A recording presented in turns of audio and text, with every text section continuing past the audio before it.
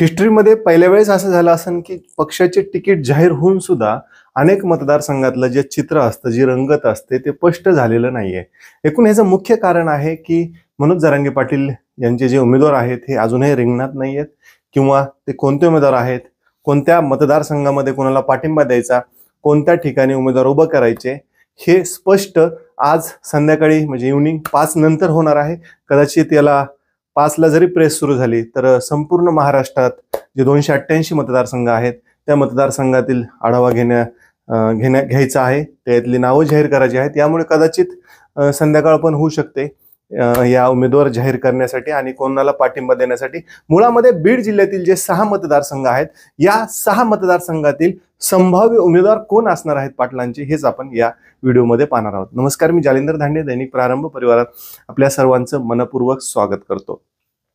बीड जिल्ह्यातील जे 6 मतदारसंघ आहेत यातील जो परळी मतदारसंघ आहे या ठिकाणी आपण पाहिलंय महायुतीकडून धनंजय मुंडे हे रिंगणात आहेत, तर महाविकास आघाडीकडून राजेसाहेब देशमुख हे रिंगणात उतरलेले आहेत. एकूण परळी मतदारसंघामध्ये ओबीसी विरोधात मराठा हे 2 जे उमेदवार आहेत यामुळे साहजिकच राज्यकर्त्यांना त्या ठिकाणी काय अपेक्षित आहे तशी खेळी राज्यकर्त्यांनी खेळली आहे. यामुळे आता त्या ठिकाणी मनोज जरांगे पाटील जो उमेदवार आहे त्यांचा उमेदवार न देता त्या ठिकाणी राजेसाहेब देशमुख यांना पाठिंबा देण्याची शक्यता आहे. यामुळे त्या ठिकाणी जर आपण पाहिलं तर दुरंगीच लढत त्या ठिकाणी पाहायला मिळणार आहे. धनंजय मुंडे आणि राजेसाहेब देशमुख यांच्यात थेट लढत होणार आहे. 2019 मध्ये जर आपण पाहिलं तर 2019 मध्ये पंकजा मुंडे विरोधात धनंजय मुंडे अशी लढत झाली होती आणि यामध्ये धनंजय मुंडे यांचा विजय झाला होता. आता 2024च्या निवडणुकीमध्ये मराठा ओबीसी हे 2 उमेदवार रिंगणात आहेत. एकूण इतरही उमेदवार आहेत, परंतु जी खरी लढत असते ह्या 2 उमेदवारच पाहायला मिळणार आहे. एकूण पाटील आता त्या ठिकाणी उमेदवार स्वतःचा देतील की राजेसाहेब देशमुख यांनाच पाठिंबा देतील हे मात्र जी पत्रकार परिषद होणार आहे त्यात समजेल. यासह आपण केजचा जर विषय घेतला तर केज मतदारसंघामध्ये महाविकास आघाडीकडून जर पाहिलं तर पृथ्वीराज साठे आहेत, जर महायुतीकडून पाहिलं तर विद्यमान आमदार नमिता मुंदडा आहेत. त्या ठिकाणी बहुतांशी जर आपण पाहिलं तर 2च उमेदवार रिंगणात असतात. त्या ठिकाणी दुरंगीच लढत आजपर्यंत तरी पाहायला मिळाली आहे.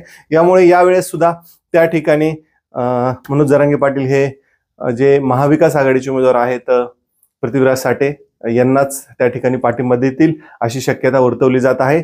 यासह त्या ठिकाणाहून इच्छुक माजी आमदार संगीता ठोंबरे ह्या सुद्धा होत्या.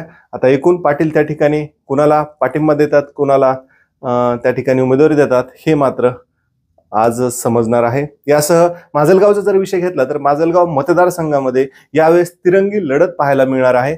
जे विद्यमान आमदार आहेत प्रकाश सोळंके यांना महायुतीकडून उमेदवारी देण्यात आलेली आहे, तर महाविकास आघाडीकडून मोहन जगताप हे रिंगणात आहेत, तर अपक्ष म्हणून रमेश आडसकर आहेत. म्हणजे 2019 मध्ये जर आपण पाहिलं प्रकाश सोळंके विरोधात रमेश आडसकर अशी लढत होती आणि यावेळेस मात्र आता जे महाविकास आघाडीचे तिकीट आहे ते मोहन जगताप यांना देण्यात आलेलं आहे. यामुळे त्या ठिकाणी आत्ताच तिरंगी लढत जी आहे ते चित्र आहे आणि त्यात परत मनोज जरांगे पाटील यांचा जो उमेदवार असणार आहे जर तो आला तर त्या ठिकाणी 4 उमेदवार असणार आहेत. परंतु त्या ठिकाणी सर्व पार्श्वभूमी आणि सगळी मॅनेजमेंट पाहिली किंवा त्या ठिकाणी कोण विजयी होऊ शकतो, कशा प्रकारे जर 4था उमेदवार आला तर मतं कसे डिवाइड होऊ शकतात, या सर्व बाबीच्या अनुषंगाने मनोज जरांगे पाटील त्या ठिकाणी मोहन जगताप असतील किंवा रमेश आडसकर असतील या 2 उमेदवारापैकी पाठिंबा देऊ शकतात. जर गेवराई मतदारसंघाचा जर विचार केला तर गेवराई मतदारसंघामध्ये जे विद्यमान आमदार आहेत लक्ष्मण पवार हे सध्या अपक्ष म्हणून रिंगणात आहेत, तर महाविकास आघाडीकडून पाहिलं तर उबाटा गटाचे जे आहेत बदामराव पंडित हे रिंगणात आहेत आणि महायुतीकडून जर पाहिलं तर विजयसिंह पंडित हे रिंगणात आहेत. एकूण आता हे 3 उमेदवार रिंगणात असताना मनोज जरांगे पाटील यांचा 4था उमेदवार या ठिकाणी येणार आहे. त्या ठिकाणी एकूण 5 जण इच्छुक आहेत. त्या 5 जणांपैकी एक चेहरा या ठिकाणी पाटील देतील आणि तो चेहरा कोण असेल हे आज संध्याकाळी समजेल. तसंच बीड मतदारसंघाचा जर आपण विचार केला तर मनोज जरांगे पाटील यांच्याकडून इच्छुक असणाऱ्यांची जी संख्या आहे ही तब्बल 13 उमेदवार आहेत आणि ह्या 13 उमेदवारातून एक उमेदवार निवडायचा आहे.